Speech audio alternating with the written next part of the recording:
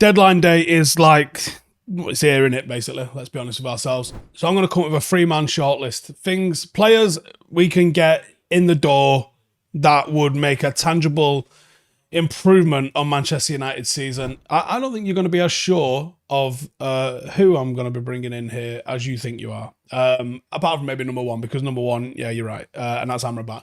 So we have spoken so much about Amrabat in this window, but it's for good reason. He is probably best known by people who watch the World Cup for his defensive assets, but that's not who he is. The guy is a leader for club and country. His performances at the World Cup quite rightly put him on the map for being a player that can disrupt and defend, but there is a player there that can dictate play, and he has played for some seriously hard-working sides in his career, including Utrecht, Feyenoord, Club Brugge, Verona and Fiorentina. He is a really intelligent defensive midfielder, loved by Fiorentina fans for the unwavering tenacity that he brings.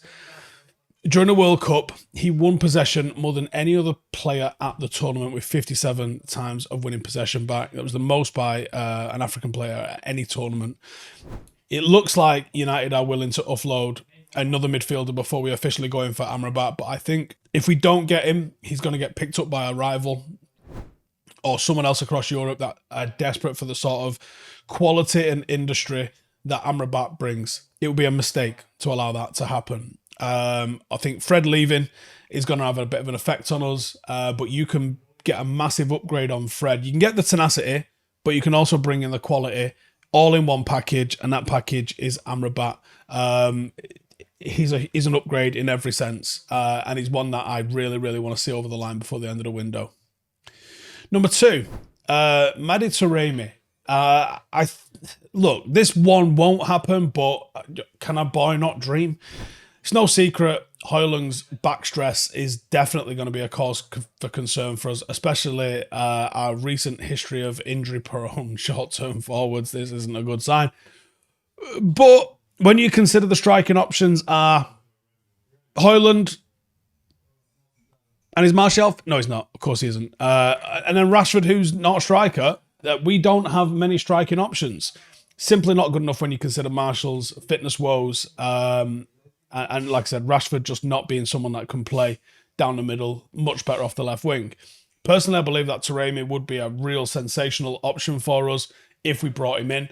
He's also proven himself in Portugal to be not just a proficient goal scorer, but someone that would fit in wonderfully as a bit of a different option for United as well. In Portugal last season, he got 31 goals in 51 appearances in all competitions, which was his best ever season in front of goal. He has got 80 goals in 147 games over 3 seasons, and I think that just evidences the consistency that exists within him. He is 31 now, and I think that for that reason, there's not going to be so much pressure on him being like a big money signing that's going to stick around for a while. I think you've got your young, long-term signing, You can have a short-term signing because you've got your long-term signing. And I think the style of play, the style of player that Taremi is, he's going to age like a fine wine. And I think he could step into a Premier League side with the maturity and look really good doing it. And I think he's gettable. And then finally, Antonio Silva. And I know that a centre-back is obviously dependent on our ability to let Harry Maguire go. But this is a centre-half that if we don't get, somebody else will, and he will go on and do very well for them. United scouts said to love this Benfica centre-half, and the track record, Benfica's track record of getting players ready to go on and achieve greatness in the rest of Europe is unparalleled, I would say. 19 years of age, Silva is dynamic, he is all action, and the sort of centre-half that I think will thrive playing at Manchester United. And he's young enough where he ain't going to need to play week in, week out, and he's not going to be a drama. He will get his minutes, and he will be fine with it. And if United don't want to fall behind in the market, they need to start getting players before they move to the club that rockets them into the next level. He's had a bit of an introduction. This is the time that you go get him. Why do we want him? Excellent ball playing ability. 64.76 passes per 90 puts him in the 88th percentile across Europe. 91% pass completion puts him in the 98th percentile of all of the centre-halves. He excels at building out from the back. Also very creative with his passing. Allows him to find openings for forwards because he's got a pass that can break lines. And I think he fits exceptionally into Ten Hag's plans. Now, I doubt United are getting all these free players, and I think Amrabat's probably the only one that's likely out of these.